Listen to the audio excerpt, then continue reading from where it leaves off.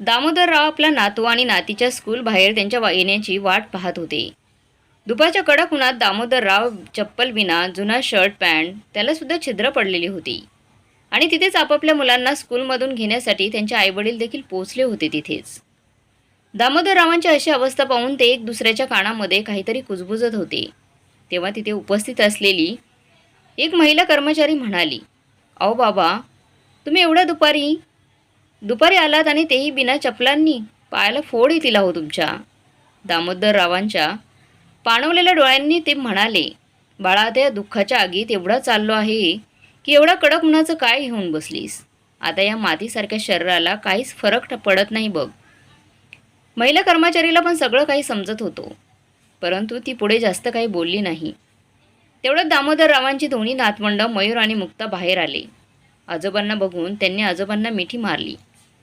दामोदरराव त्यांना घेऊन घरी येऊ लागले. तेव्हा मुक्ता आणि मयूरने बघितलं की आपल्या आजोबांच्या पायात चप्पल नाही आहे आणि त्यांच्या पायांना फोडसुद्धा आले आहेत. हे सगळं बघून दोन्ही मुलांच्या डोळ्यात अश्रू आले. तेव्हा तेव्हा मयूर म्हणाला, "आज पण तुम्हाला बाबांनी चप्पल आणून दिली नाही का? किती वेळा सांगितलं हे तुम्ही बाबांना, परंतु बाबा तुमची एकही गोष्ट ऐकत नाहीत." दामोदरराव म्हणाले, "बाळा, तुझे बाबा त्यांच्या कामात व्यस्त असतात, त्यामुळे त्यांना वेळ मिळत नाही." मुक्ता आणि मयूरला सगळं काही समजत होतं की आपले आजोबा खोटं बोलत आहेत. तेवढे सुद्धा लहान नव्हते की त्यांना काही समजू शकत नव्हतं. मयूर म्हणाला, "आजोबा, जेव्हा मी मोठा होईल ना, तेव्हा तुम्हाला एक मोठी कार खरेदी करून देईल मी. मग तुम्ही आम्हाला त्याच गाडीतून न्यायला येत जा."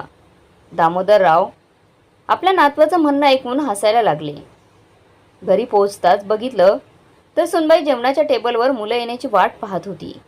मुलं येताच ती मुलांना म्हणाली, "मयूर आणि मुक्ता, लवकर या. हातपाय धुवून घ्या आणि जेवायला बसा." दोन्ही मुलांनी पटकन हातपाय धुतले आणि जेवणाच्या टेबलवर येऊन बसले.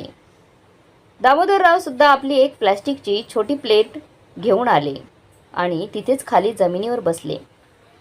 "हे काय आहे सासरे बुवा? जेव्हा पण आम्ही जेवायला बसतो तेव्हा तुम्ही तुमची प्लेट घेऊन येता." अगं सुनबाई, सकाळपासून मीही काही खाल्लेलं नाही आहे. आता तर दुपारचे 2 वाजले आहेत. आता तरी मला जेवण दे."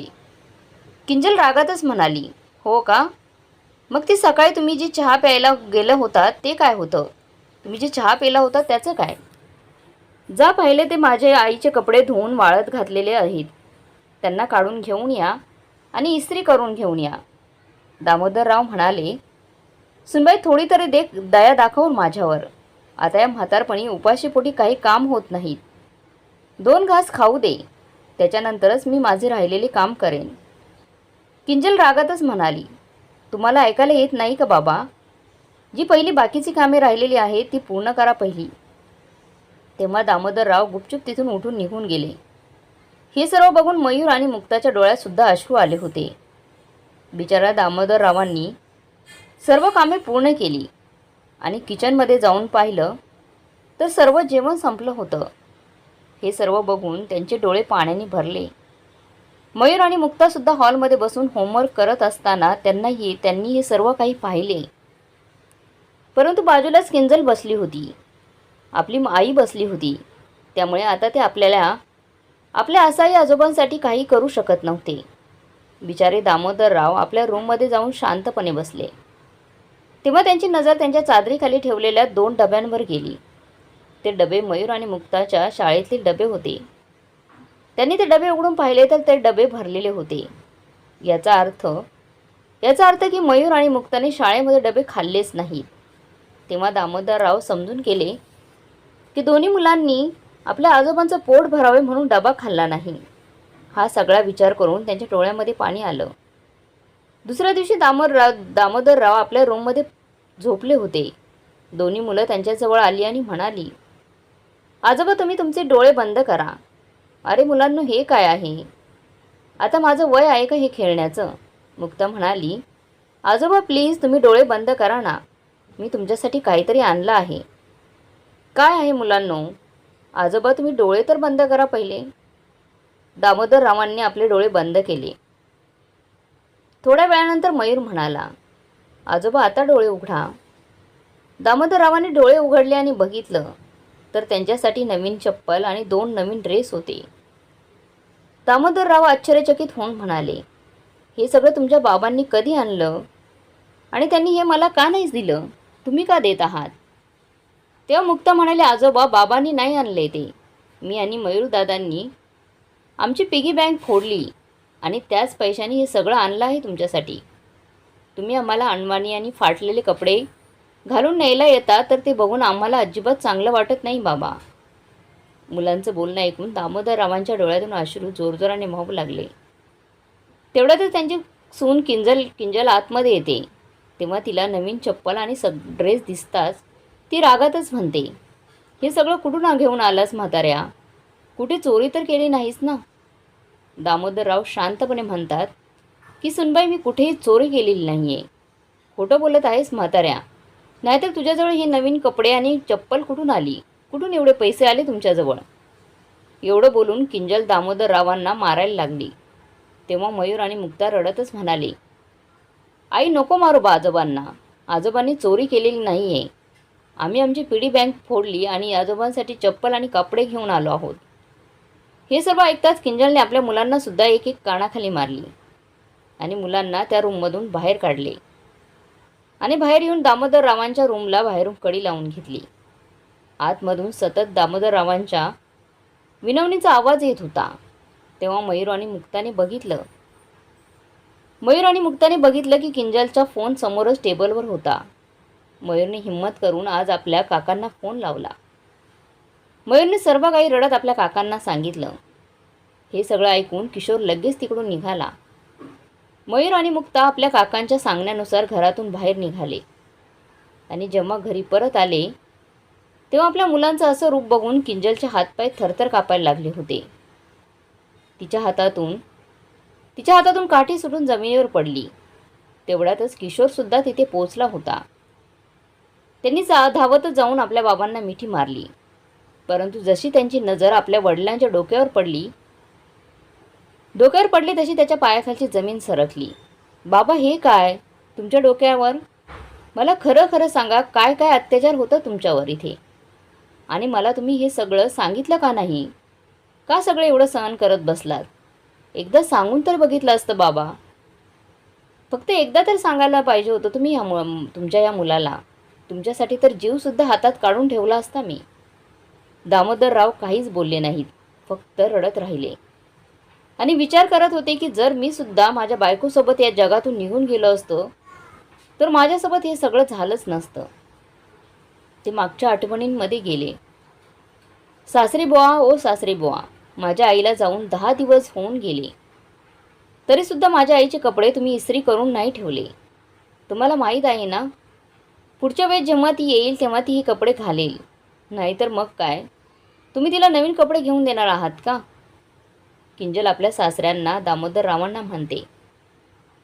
तेव्हा दामोदरराव म्हणाले, सुनबाई, मी तर त्याच दिवशी ते कपडे इस्त्री करून ठेवले होते. परंतु ती विसरत आहेस की हे कपडे मी ठेवत होतो तेव्हा तूच म्हणाली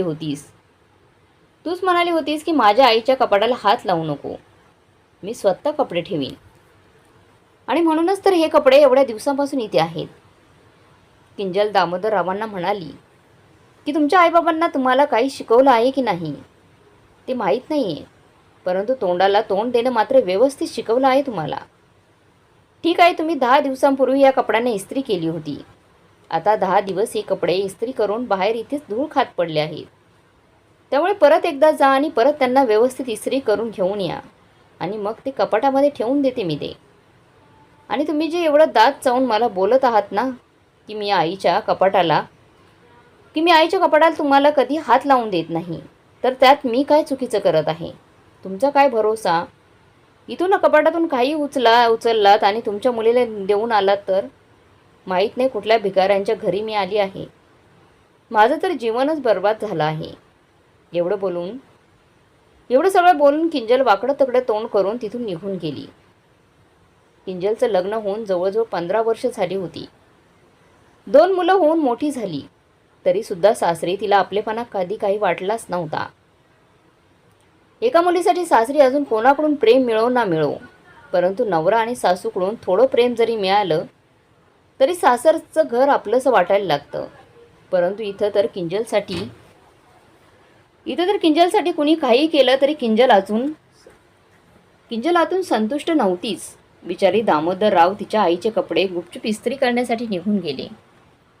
इकडे किंजल आपली आई बबिताला फोन करून सगळ्या गोष्टी सांगते. तेव्हा सुनंदा आगीत तेल टाकण्याचं काम करते. किंजल, मला असं वाटायला लागले की तुझ्या सासऱ्याचे तोंड भरपूर चालायला लागले. जर असंच चालू राहिलं तर तो संजयला म्हणजेच जावई बापूंना आपल्या बाजूने करून घेईल आणि तुझा सासरा त्या घराचा मालक होईल. विचार कर, मी तरी म्हणते एक दिवस त्यांना वृद्धाश्रमाचा रस्ता दाखव. किंजल म्हणाली, आई तू चिंता करू नकोस. मी काही कच्ची खेळाडू नाहीये. आई तू तुझ्या वेळेला तुझ्या सासऱ्यांना घराचे मालक बनवू दिले नाहीस. मग मी माझ्या सासऱ्यांना घराचं मालक बनवून देईल का? येऊ दे संजयला सर्व कारस्थानं सांगते त्याला. मग तो त्यांची चांगलीच खरडपट्टी काढेल. एवढं बोलून दोन्ही मायलेकींनी फोन ठेवला. संध्याकाळ होताच संजय जसा ऑफिसवरून घरी आला तसं दामोदरराव त्याला म्हणाले, माझा मुलगा कामावरून आला आहे, त्याच्यासाठी पाणी घेऊन येतो. कारण ते त्यांचं रोजचंच काम होतं. किंजल जागची हालायची नाही. दामोदररावच आपल्या मुलाला पाणी नेऊन द्यायचे ऑफिसवरून आल्यानंतर. पण आज किंजल रागातच म्हणते, ते केवढे दमून आले आहेत, तुम्ही लगेच आल्या त्यांना पाणी घेऊन जाता. जा काहीतरी खायला घेऊन या. बघा तरी किती थकलेले वाटत आहेत ते. बिचारे दिवसभर आपल्यासाठी काम करतात आणि घरातले बाकीचे सगळे घरात खाऊन मस्त लोळत पडलेले असतात दिवसभर. माझ्या नवऱ्याची तर कोणाला काहीच चिंताच नाही आहे. असं म्हणत किंजल दामोदररावांच्या हातातील पाण्याचा ग्लास स्वतः घेते. तेव्हा दामोदरराव म्हणतात, माझ्या मुलाला मी चांगलंच ओळखतो. तो घरी आल्यावर लगेच काहीच खात नाही, फक्त पाणी पितो आणि मग थोडा चहा घेतो. त्याचे हे बोलणे ऐकून किंजल रागातच किचनमध्ये आपल्या मुलांना जेवण देण्यासाठी निघून जाते. मग ती काही लवकर बाहेर येतच नाही. खूप वेळ होतो. तेव्हा संजयला भूक लागते. तेव्हा तो किंजलला रागातच आवाज देतो आणि किंजलला आवाज देऊन म्हणतो, आज काही जेवण जेवायला मिळणार आहे की नाही? जेव्हापासून घरात आलो आहे तेव्हापासून कोणी घोटभर चहासुद्धा दिला नाही मला. तेव्हा किंजल म्हणते, तुमचे बाबा म्हणाले की आता जेवायला देऊ नकोस. आजकाल त्यांचे काय नखरे वाढले आहेत तुम्हाला म्हणून सांगते. आज मी माझ्या आईच्या कपड्यांना इस्त्री करायला सांगितली तर माझी तब्येत बरी नव्हती. तेव्हा ते मला 4 गोष्टी ऐकवायला लागले. आता तुम्हीच बघा, तुम्ही येऊन किती वेळ झाला आहे, परंतु मला अजून जेवणसुद्धा वाढू देत नाहीत. तेवढ्यातच दामोदरराव संजयसमोर येतात. तेव्हा संजय रागात म्हणतो, बाबा तुम्हाला एवढंसुद्धा कळत नाही का हो? मला भूक लागली असेल. तुम्ही किंजलला जेवण वाढण्यापासून का थांबवले आहे? त्यावर दामोदरराव म्हणाले, नाही, सुनबाईलाच माहीत असेल. तेव्हा किंजल म्हणते, बाबा विनाकारण माझं नाव काय घेत आहात? मी कधीपासून बोलत आहे की संजय आले आहेत, त्यांच्यासाठी जेवण घेऊन येते. मी जेवायला वाढते त्यांना. पण माहीत नाही कधीपासून तुम्ही तुमच्या मुलीसोबत फोनवर बोलण्यात व्यस्त आहात. आता तुम्हीच बघा यांना जेवण वाढायला किती हुशार होत आहे. थांब संजय, मी तुझ्यासाठी आता लगेच जेवण वाढते. हे सर्व ऐकून सुनबाईच्या तोंडून ऐकून दामोदरराव हैराण होऊन आपल्या सुनेकडे पाहतच राहतात की नक्की हिच्या मनात काय चालू आहे. घरातील शांतता भंग करण्याची एकही संधी सुनबाई सोडत नाही. किंजल पटकन किचनमध्ये जाते आणि दामोदररावांच्या थाळीसोबत काहीतरी करते आणि दोघे बाप लेकांना जेवण आणून देते. दामोदररावांनी जसा एक घास उचलून आपल्या तोंडामध्ये टाकला तसे म्हणाले, हे देवा, सुनबाई चुकीने मीठ जास्त पडलं वाटतं भाजीत. तेव्हा किंजल रडण्याचं नाटक करत संजयला म्हणते, संजय जरा भाजी चाखून बघा. तुम्हाला सुद्धा तसंच वाटते का? मी पूर्ण घरातील मीठ याच भाजीमध्ये टाकले आहे. बाबा तुम्हाला जगाला काय सांगायचं आहे की तुमचा मुलगा मर्द असून सुद्धा आपल्या बायकोला आपल्या मुठीत ठेवू शकत नाही. किती वर्षापासून मी हे घर सांभाळत आहे. हे बघा, आता माझ्याकडून या घराचं कामे होत नाही. संजयने जेवण चाखून पाहिले तर मीठ बरोबर होतं त्याच्या भाजीत. याचा अर्थ दामोदररावांच्या थालीत किंजलने मुद्दाम जास्तीचं मीठ टाकलं होतं, कारण संजयला राग यावा म्हणून. आणि झालंही तसेच. रागातच संजयने पाण्याचा ग्लास भिंतीवर फेकून दिला तो ग्लास भिंतीवर लागून सरळ दामोदररावांच्या डोक्यावर येऊनच आदळला. तरीसुद्धा किंजल बडबड करतच होती. शेवटी संजयचा राग अनावर झाला आणि त्यांनी समोरची थाळी फेकून दिली आणि आपल्या बाबांना म्हणाला, या घरात मी शांतपणे जेवू सुद्धा शकत नाही का बाबा? तुम्हाला नक्की काय हवं आहे? तुम्ही माझ्या नजरेपासून दूर निघून जा. सर्वांसमोर आपल्या मुलाकडून झालेला अपमान दामोदररावांना सहन झाला नाही. ते तिथून शांतपणे उठले आणि आपल्या रूममध्ये जाऊन रडू लागले. त्यांची दोन्ही नातवंडं आपल्या वडिलांच्या भीतीने गुपचूप तिथेच बसून जेवत होती. परंतु आतल्या आत आपल्या आजोबांची चिंता करत होते ते. इकडे दामोदररावांच्या डोक्याचा ज्या भागाला ग्लास लागला होता तेवढा भाग काळा पडला होता. बिचारे वेदनेने विवळत होते. त्यांना होणारा त्रास ते स्वतः सहन करत होते. शेवटी या सर्वांमध्ये त्यांचा काय दोष होता? हाच ना की त्यांची बायको आता या जगामध्ये नव्हती. आपली बायको जेव्हा हे जग सोडून गेली तेव्हा दामोदररावांनी त्यांची सर्व संपत्ती आपल्या मुलाच्या नावावर केली होती. आणि आपल्या सुनबाईला गाय समजून ती घरात येताच तिला सांगितले की हे सर्व तुमचंच आहे, हे सासर तुझंच आहे, तुमचंच आहे सगळं काही. परंतु दामोदररावांना त्यांच्या मुलाचा स्वभाव कसा आहे ते आता समजत होते. थोडेसे काही कारण असेल तरी तो लगेचच रुद्ररूप धारण करत असायचा आणि सुनबाई आगीमध्ये तेल ओतण्याचं काम करत होती. बिचारे दामोदररावांचे रडून रडून डोळे सुजले होते. तेव्हा 10 वर्षांचा त्यांचा नातू मयूर आपल्या आजोबांच्या डोळ्यातील अश्रू पुसत होता आणि आपल्या आजोबांच्या डोक्यावरून हात फिरवत होता. कारण त्याला माहीत होतं की आपल्या आजोबांच्या डोक्याला मार लागला आहे. परंतु आपल्या आजोबांच्या डोळ्यातील अश्रू थांबण्याचं नाव घेत नव्हते. म्हणून त्या छोट्याशा मयूरने आपल्या आजोबांचे डोके मांडीवर घेतले आणि त्यांना आधार देऊ लागला. दामोदररावांना या गोष्टीचे जास्त वाईट नव्हते वाटत की त्यांचा मुलगा त्यांना काहीतरी म्हणाला. त्यांना तर या गोष्टीचं वाईट वाटलं की आपल्याच मुलाने सुनेचे ऐकून सर्वांसमोर आपल्या बापाचा अपमान केला. आणि सुनबाई तिथे शांतपणे सासऱ्यांचा होणारा अपमानाचा आनंद घेत होती. मग काय सुनेला फक्त तिच्या आईला जो त्रास होत होता तो दिसत होता का? आणि आपल्या नवऱ्याच्या बापाला जो काही त्रास होता तो ती समजू शकत नव्हती का? तेव्हा त्यांची ही छोटी नात अशोकरावांच्या जवळ आली आणि म्हणाली, आजोबा तुम्ही आईबाबांचा त्रास का विनाकारण सहन करता? तुम्ही निघून का जात नाही काका काकींकडे? तेव्हा आपल्या डोळ्यातील अश्रू पुसत दामोदरराव म्हणाले, काय करू बाळांनो, दोन्ही घरे माझीच आहेत. पण या घरामध्ये तुझ्या आजीच्या आठवणी साठवून ठेवल्या आहेत मी. म्हणून मला माझ्या शेवटच्या श्वासापर्यंत इथेच कायमचं मुक्त व्हायचं आहे, इथंच राहून. बाळांनो तुम्ही माझी काळजी करू नका. तुम्ही आपापल्या रूममध्ये जाऊन आराम करा. एवढे बोलून दामोदरराव अंथरुणावर तोंड पाडून आडवे झाले. तोपर्यंत मयूर आपल्या आजोबांसाठी आपल्या रुमालात काही बर्फाचे तुकडे घेऊन आला आणि आपल्या आजोबांच्या डोक्याला जिथे मार लागला होता त्या जागी हळूवारपणे बर्फाचा शेक तो देऊ लागला. दोन्ही नातवंड आपल्या आजोबांसाठी खूप दुःखी होते. मुलांना सर्व काही समजत होतं की त्यांचे आईबाबा आपल्या आजोबांवर जुलूम करत आहेत, त्रास देत आहे आणि आपली आई आगीमध्ये तेल ओतण्याचं काम करत आहे. तेल ओतण्याचं अगदी काम व्यवस्थितपणे करत आहे. तेव्हा दोन्ही मुलांनी आपल्या आईला समजवण्याचा प्रयत्न केला. परंतु किंजल आपल्या मुलांना म्हणाली की तुम्ही या गोष्टीमध्ये पडू नका. मग दोन्ही मुले शांत होऊन आपल्या रूममध्ये जाऊन आपापसात गप्पा करत बसली.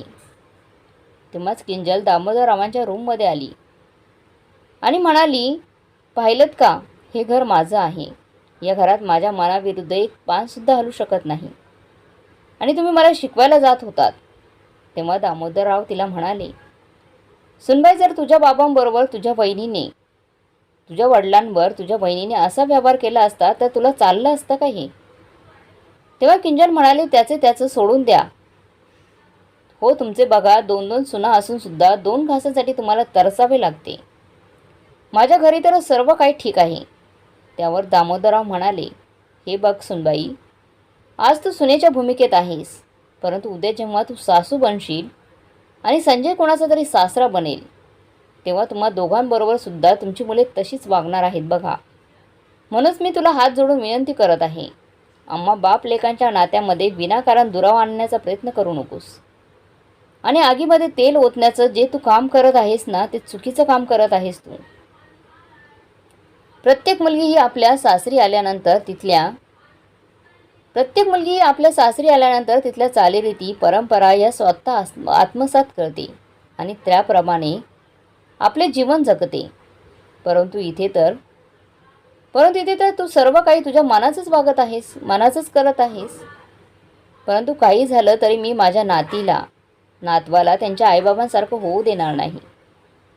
त्यावर किंजल म्हणाली, मग काय करणार तुम्ही? सुनबाई, माझा मुलगा माझ्या ताब्यात नाही आहे आणि तुमची मुले इतकीही लहान नाहीत की तुम्ही जे काय वागत आहात ना, ते त्यांना समजत नाही आहे. मुले जे बघतात तेच आत्मसात करतात. म्हणून सांगतोय, असे नको व्हायला की उद्या जाऊन तुमची मुलं तुमच्याबरोबर अशीच वागतील. असे म्हणत दामोदररावांनी स्मित हास्य केले आणि शांत बसून राहिले. दोन्ही मुलांनी आपल्या आजोबांचे बोलणे ऐकले होते तेव्हा त्यांना खूपच दुःख झाले होते. परंतु आज त्यांच्या सुनेने त्यांच्यासोबत जे काही केले होते त्यामुळे आपल्या आजोबांचं दुःख ते दोन्ही मुलं पाहू शकत नव्हती. म्हणून त्यांनी गुपचूप आपल्या आईचा फोन घेतला आणि रूममध्ये येऊन आपल्या किशोर काकांना परत एकदा फोन लावला. हॅलो काका, आम्ही बोलत आहोत. आजोबांची तब्येत खूपच जास्त बिघडली आहे, म्हणून तुम्ही लवकरात लवकर येऊन त्यांना घेऊन जा. आम्ही जास्त काही बोलू शकत नाही, नाहीतर आई आमच्यावर रागवेल. एवढं बोलून मुले फोन ठेवून देतात. किशोर घाई गडबडीमध्ये तेथे पोहोचतो तेव्हा किंजल त्याला दामोदररावांना भेटू देत नव्हती आणि दरवाजातून त्याला परत पाठवून देत होती. परंतु आपल्या मुलाचा आवाज ऐकून दामोदरराव धावतच आपल्या रूममधून बाहेर आले आणि आपल्या मुलाला पाहून जोरजोराने रडू लागले. आपल्या बाबांचा चेहरा पाहून किशोर खूपच हैराण झाला. काय झाले बाबा? तुमच्या चेहऱ्यावर एक कसला निशाण आहे आणि तुमच्या डोक्याला काय लागलं आहे?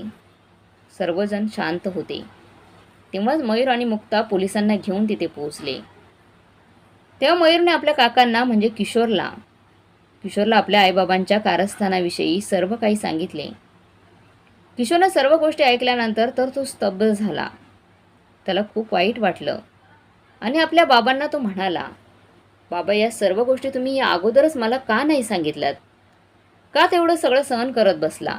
तुम्हाला एवढं सहन करण्याची काय गरज होती बाबा? यावर दामोदरराव म्हणाले, कसं सांगणार बाळा?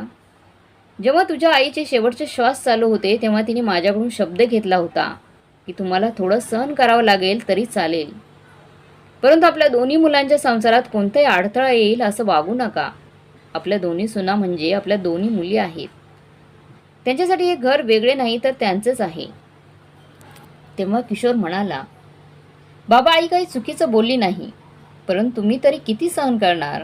तुम्हाला सुद्धा जीव आहे. प्रत्येक गोष्ट सहन करण्याची एक मर्यादा असते. बाबा, आईच्या सांगण्याचा अर्थ हा अजिबात नव्हता की तुम्ही अपमान सहन करत मारहाण सहन करावी. सर्व गुण्यागोविंदाने आनंदाने राहावं एवढंच आईचं म्हणणं होतं. जेव्हा एखादी गोष्ट स्वतःवर येते तेव्हा गरीब गायसुद्धा खुंटा तोडून समोरच्याची चिरफाड करते. आता तुम्ही बघाच मी या लोकांचं काय हाल करतो ते. किशोर आपल्या दादाकडे आणि वहिनीकडे पाहत बोलत होता. तेव्हा इन्स्पेक्टर साहेब, हे पहा.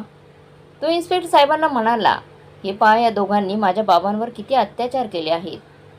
आता त्यांना कोणती शिक्षा द्यायची हे तुम्हीच ठरवा. दामोदररावांची अवस्था पाहून पोलिसांना सुद्धा दया आली होती. चला बाबा, तुमचं सामान घेऊन माझ्या घरी चला. यांना काय वाटते की या जगात तुमचा फक्त एकच मुलगा आहे का? मी तुम्हाला कधीपासून सांगत होतो की तुम्ही आमच्याबरोबर राहा, परंतु या घराचा मोह तुम्हाला सुटतच नव्हता. आज दामोदररावांना त्यांच्या मुलाने या तुरुंगासारख्या घरातून सोडवले होते. आता ते मुक्तपणे संचार करण्यासाठी तयार होते. दामोदररावांनी मग शेवटी कठोर निर्णय घेतला आणि आपल्या मुलाच्या आणि सुनेच्या विरोधात पोलिसांमध्ये तक्रार दाखल केली. त्याच मुलाच्या दोन्ही मुलांनी म्हणजेच दामोदररावांच्या नातीनी आणि नातवांनी आपला जबाब नोंदवला. तेव्हा संजय आणि किंजलची पोलिसांनी चांगली धुलाई केली. तेव्हा आता कुठे त्या दोघांची अक्कल ठिकाणावर आली होती. संजय आता सारखा आपल्या बाबांना आपल्या घरी बोलावत होता. तेव्हा किशोर म्हणाला, जर तुला खरंच सभ्य मुलगा बनायचा असेल तर येऊन मला भेट, नाहीतर कायदेशीर लढाई मी पुढे सुद्धा लढण्यासाठी मी सुद्धा लढण्यासाठी तयार आहे. आपल्या बाबांचा दुसरा मुलगा अजूनही जिवंत आहे आणि तो आपल्या बाबांना आयुष्यभर आपल्याजवळ ठेवू इच्छितो. ठेवू शकतो मी त्यांना. आता तर संजयची झोपच उडाली होती. आपल्या बाबांवरचे अत्याचार करणे संजयला खूपच महागात पडले होते. सोबतच वस्तीमध्ये सर्वजण त्याच्या नावाने थू थू करत होते. हा कसा माणूस आहे, आपल्या बायकोच्या बोलण्यात येऊन आपल्या जन्मदात्या पित्याला त्रास देत आहे. आणि ही कसली सून आहे, आपल्या पित्याप्रमाणे असलेल्या सासऱ्यांना घरात शांतपणे जगू देत नाही. ही तर स्वतःच राक्षसी नाही. आता राहू दे हिला जेलमध्ये. बिचारे दामोदरराव जोपर्यंत होते तोपर्यंत या दोघांची खूप मदत करत होते. किंजलची आई सुद्धा इथे येऊन खूप दिवस राहत होती. तिच्या आईला सुद्धा पोलिसांनी पकडून नेली असती तर बरं झालं असतं. वस्तीतील लोकांचे हे बोलणे ऐकून आता किंजलला आपल्या आईची सुद्धा चिंता वाटू लागली होती. कारण जे माझे सासरे माझ्या नवऱ्याला आणि मला पोलिसांचा प्रसाद खाऊ घालू शकतात ते माझ्या आईला सुद्धा पोलिसांच्या हवाली करू शकतात. तिच्या आईला आता घरी जेवण द्यायला सुद्धा कोणीच नव्हते. किंजल आपल्या नवऱ्याला संजयला म्हणाली की मला आता घरातील कामे होत नाही, त्यामुळे तुम्ही माझ्यासाठी सुद्धा जेवण बनवत चला, नाहीतर मी माझ्या आईच्या घरी निघून जाईन. कारण माझ्या आईच्या सोबत सुद्धा कुणी नाही आहे. तेव्हा संजयने एक जोरदार कानशिलात किंजलच्या मारली आणि म्हणाला, जेव्हा माझे बाबा होते तेव्हा त्यांच्याकडूनच तू घरातील सर्व कामे करून घेत होतीस आणि तुझ्या आईला इथे ठेवून तिच्याकडून जेवण बनवून घेत होतीस. यामध्ये तुझे काम कुठे येत होतं? मीच मूर्ख होतो तुझ्या आणि तुझ्या आईच्या बोलण्यात येऊन माझ्या घराची वाट लावली आहे. तुम्हाला चांगला नवरा नाही तर एखाद्या जनावरासारखं माझं जीवन करून ठेवलं आहेस. आता विचार कर, आपल्या मुलांच्या नजरेत आपली काय किंमत राहिली असेल. आता काही केल्या संजयचा राग शांत होत नव्हता. किंजल काही बोलण्याच्या आतच संजय म्हणाला, आता गुपचूप स्वतःचं सामान पॅक कर आणि तुझ्या माहेरी निघून जा. आता मी माझ्या बाबांसोबत माझ्या मुलांना सोबत घेऊन मी इथे राहणार आहे. मला तुझे या घरात तुझं काळं तोंड पाहायची इच्छा नाही आहे. किंजलच्या सामानासहित संजय किंजलला बस स्टॉपवर सोडून आला आणि आपल्या भावाच्या घरी जाऊन दामोदररावांसमोर हात जोडून त्यांची माफी मागू लागला. तेव्हा दामोदरराव म्हणाले, माणसाचे एकदा का तोंड भाजले ना की तो ताकसुद्धा फुंकून पितो. त्यामुळे तुम्हाला एका कागदावर लिहून दे की तू आणि सुनबाई माझा कधीही अपमान करणार नाही. आणि जर का असे झाले तर तुझे आणि माझे नाते पूर्णपणे संपुष्टात येईल. मला माहीत आहे सर्व चुकी सुनबाईंची होती, परंतु तू काय लहान आहेस का? तुला तुझ्या बापाचं दुःख दिसत नव्हतं का? आणि तुझी हिंमत कशी झाली की सुनबाईला घरातून बाहेर काढायची?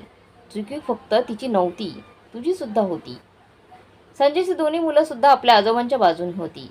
संजयला आता आपल्या चुकीची जाणीव झाली होती. म्हणून त्याने कागदावर स्पष्टपणे लिहून दिले. त्याने कागदावर हे सुद्धा लिहून दिले की माझी सर्व संपत्ती आणि पैसे मी आता माझ्या बाबांच्या आणि मुलांच्या नावावर करत आहे. आणि जर मी कधी माझ्या मुलांसोबत किंवा माझ्या बाबांसोबत चुकीचा व्यवहार केला तर त्याची मला शिक्षा मिळेल. ती जी शिक्षा मिळेल ती मंजूर असेल मला. तेव्हा किशोर दामोदररावांना म्हणाला, बाबा अजूनही तुम्हाला मी सांगतो की हे घर तुमचंच आहे. तुमचे मन करेल तोपर्यंत तुम्ही इथे राहू शकता. त्या घरी जाण्याची काहीच गरज नाही. तेव्हा दामोदरराव म्हणाले, बाळा प्रत्येकाला संधी मिळायला हवी. आजपर्यंत हा सुनबाईच्या सांगण्यावरून वागत होता. याने स्वतःचं कधीही ऐकलं नाही किंवा स्वतःच्या मनाने काही केलं नाही. आता याच्यासोबत जाऊन पाहतो की याच्यामध्ये किती बदल झाला आहे, की हा माझ्याबरोबर कसा वागत आहे. जर एखादा दरोडेखोर संताच्या संगतीत राहून सज्जन होऊ शकतो तर माझा मुलगा माझ्यासोबत राहून माणूस चांगला बनू शकत नाही का? तू तर माझा चांगला मुलगा आहेस. फक्त आपल्याला ह्याला चांगलं बनवण्याची जबाबदारी उचलायला हवी. जेव्हा हा चांगला बनेल तेव्हा मी शांतपणे माझे डोळे बंद करू शकेल. दामोदररावांच्या सांगण्यावरून संजय किंजलला तिच्या माहेरवरून आपल्या घरी परत घेऊन आला. किंजल आपल्या सासरच्या घरी आल्यानंतर तिला आपल्या चुकीची जाणीव झाली होती. तिने घरी आल्यावर लगेचच दामोदररावांसमोर लोटांगण घालून त्यांची माफी मागितली. तेव्हा दामोदरराव म्हणाले, सुनबाई जर तुझ्या आईने आगीत तेल ओतण्याचे काम केलं नसतं तर कदाचित आपले 15 वर्षसुद्धा चांगल्या प्रकारे गेले असते. परंतु काहीच हरकत नाही. शेवट चांगला तर सर्व काही चांगले. संजयने पुन्हा आता सर्वांची माफी मागितली होती आणि आपल्या बायकोला तो सन्मानपूर्वक वागणूक देऊ लागला होता. त्या दिवसापासून आजपर्यंत संजयने कोणावरही हात उचलला नाही. त्याचा राग शांत होऊ लागला आणि सर्वांबरोबर त्याचं वागणं देखील बदलू लागलं. मुलांना सुद्धा आपल्या बाबांकडून प्रेम मिळू लागले. ती सुद्धा खूप खुश होती. किंजलच्या आईची पुन्हा तिच्या लेकीच्या घरी यायची इच्छा आहे, परंतु संजयने आता स्पष्टपणे त्यांना इकडे येण्यासाठी मनाई केली होती.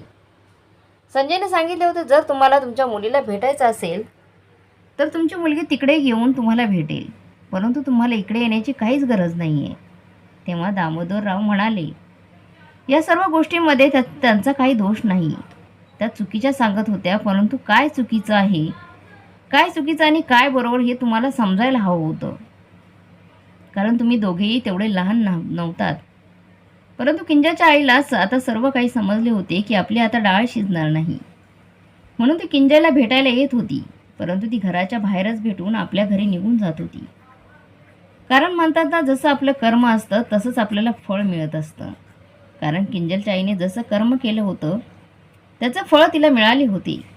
किंजलच्या आईची आपल्या जावयासमोर नाती नातवासमोर नजर मिळवण्याची हिंमत होत नव्हती, कारण तिला समजून चुकले होते की चुकी खरंच आपली होती.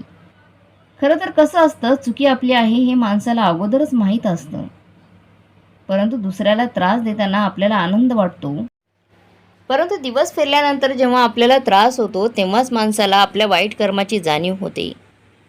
म्हणून कधी कुणालाही मदत केली नाही तरी चालेल, परंतु त्रास देण्याचं चुकीचं करण्याचा प्रयत्न कधी करू नका. मित्र आणि मैत्रिणींनो, तुम्हाला काय वाटतं की किंजलच्या आईला मिळालेली शिक्षा योग्य आहे का, की संजयने तिला आपल्या घरात आधार द्यायला हवा? यावर्षी तुम्हाला काय वाटते? कमेंट बॉक्समध्ये नक्की कळवा. आणि आजची कथा चांगली वाटली असेल तर लाईक, शेअर, सबस्क्राईब नक्की करा. धन्यवाद.